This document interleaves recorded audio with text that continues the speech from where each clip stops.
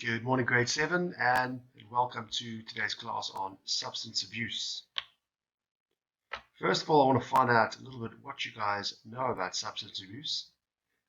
It's quite a serious subject, obviously, by asking some questions on facts and myths. What do you think is true? What do you think is false? So the first question is, alcohol is not a drug because it is legal. True or false? Anybody? Yes, that's correct. It is still a drug, despite it being legal. Second question, guys. Sniffing glue gives you an instant high. There isn't time for you to hurt you.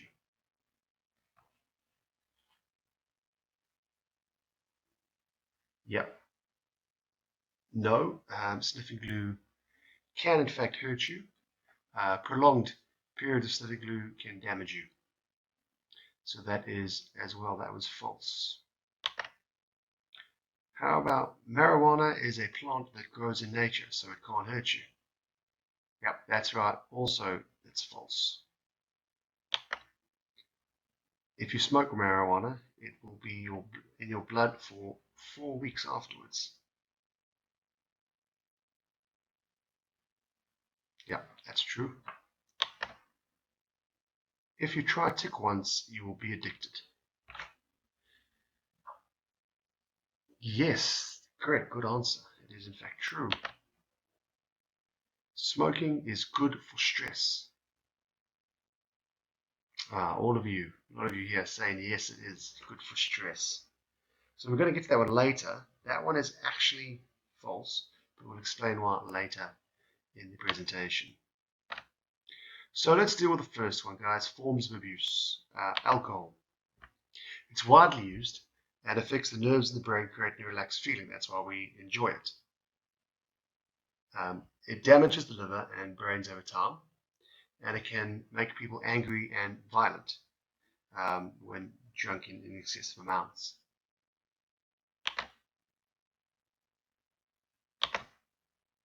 Okay, another one is inhalants. Inhalants, anything you sniff, like glue or anything to that effect. They cause a temporary high when the fumes or gas of glue or aerosols inhaled. There's long-term damage like seizures, mood swings, poor memory, can permanently give you brain damage, and can lead to poor eyesight or even blindness in some cases. Okay, marijuana, it's become legalized in certain areas now, but as you all know, it's known as weed or dacha. Makes a person feel relaxed and sleepy, but it also dulls the senses. It can cause paranoia, memory loss, and hallucinations. The other side effect is that through its potency, it can also cause cancer.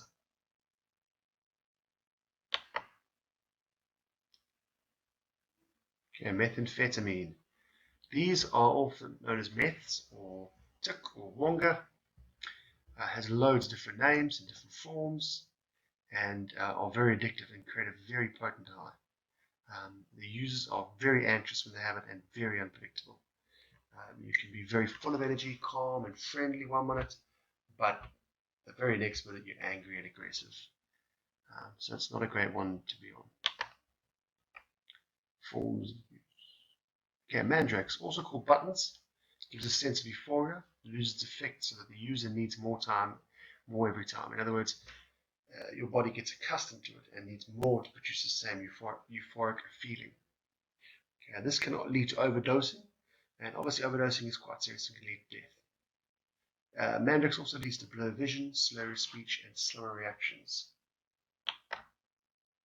Prescription drugs. So a lot of people, almost everyone here, would have had to have prescription drugs at some stage in their lives for medication and sickness.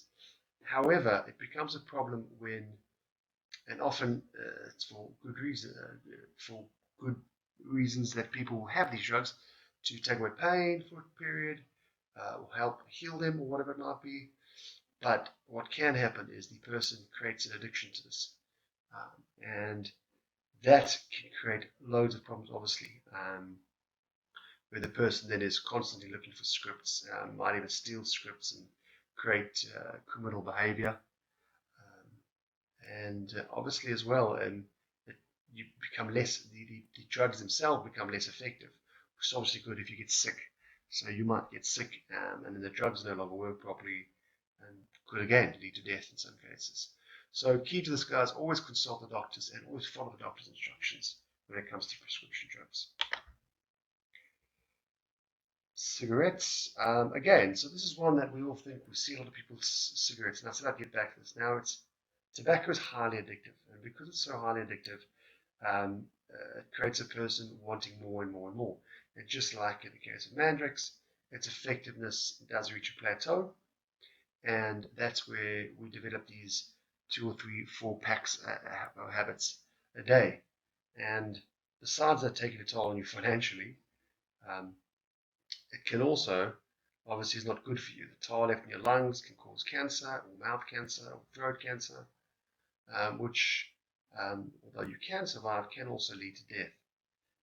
We asked earlier if it makes you feel relaxed, and a lot of smokers will tell you, I feel relaxed when I smoke. However, the science behind it will tell you that actually smoking cigarettes actually leads to an increase in anxiety. Okay, so now I'll answer the question. There's 2 pictures here of 2 girls. They've obviously, there's a before and after of each glued together in one picture. I want to see what you guys girls pick up in these pictures. So what can you see? Can somebody see a couple of noticeable differences? Yep. Okay, you can see the scarring on their faces. Yep. Okay. Yep. Okay, you can see on the one on the right there's there's a huge weight loss. Yeah, they look dirty. Yep. So they don't look as clean as before. Good one. Yes, they look withdrawn. They look isolated. They look lonely is the word you used. Yeah, that's a good one. They probably are. It's one of the effects that can happen. Yep. They look dirty. Yep, we mentioned that. So the one on the left looks like they've got a red eye. Yes.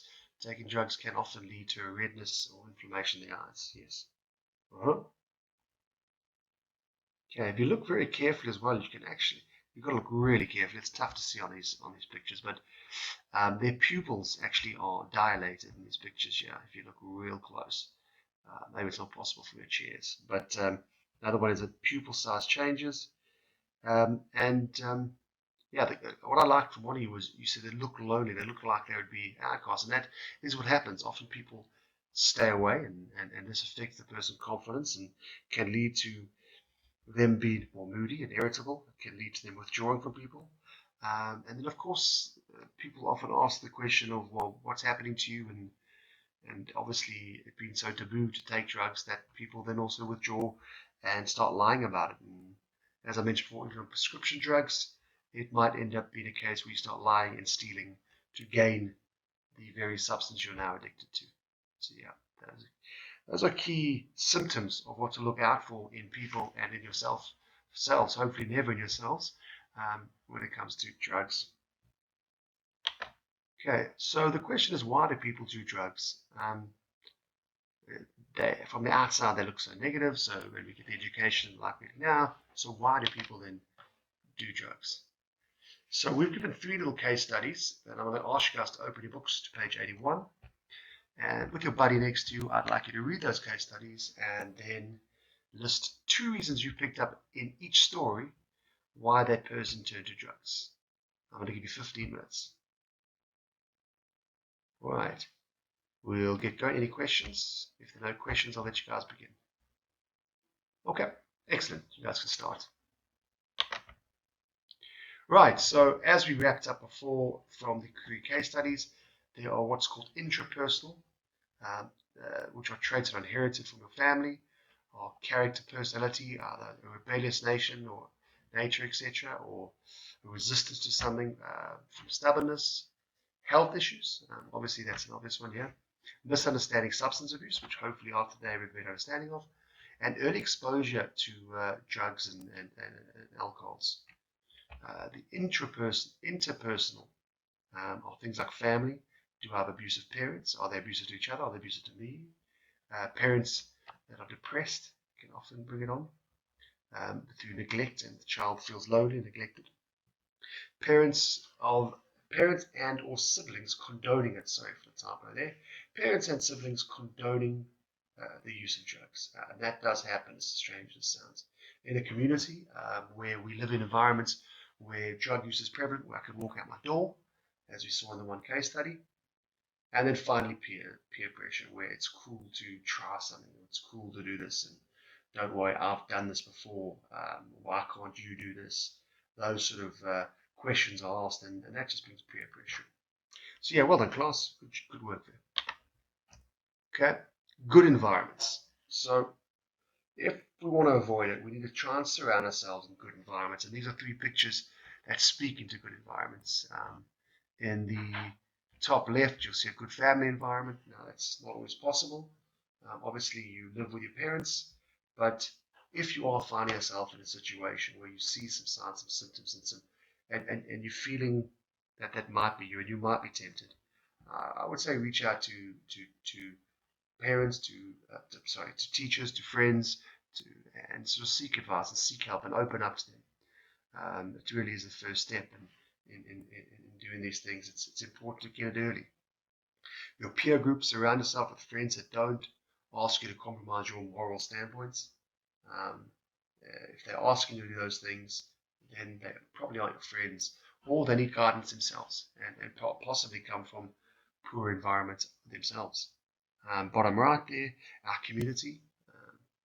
Again, it's very difficult because you live with your parents and perhaps you don't have the choices to live where you live. But I would reach out and look to solve a poor community environment by reaching out to being involved with good friends or just finding ways to overcome it. Yeah, and then finally, it's internally. Make sure you look after yourselves from a relationship point of view, as we've mentioned with friends, network point of view with friends, spiritually, find something to believe in, financially, physically, keep yourself fit. Look after yourself, look after your body. Those are key ways to endure good environments. Finally, a little bit of homework we're going to do. I'm going to ask you guys to do. If you go to page 82 of the workbook, I'd like you to complete the case study called Digalere.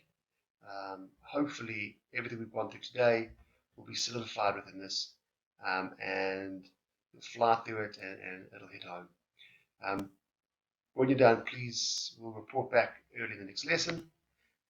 Yeah, that's it. And if we don't have any questions, you guys can start with the homework until the bell rings. Cool.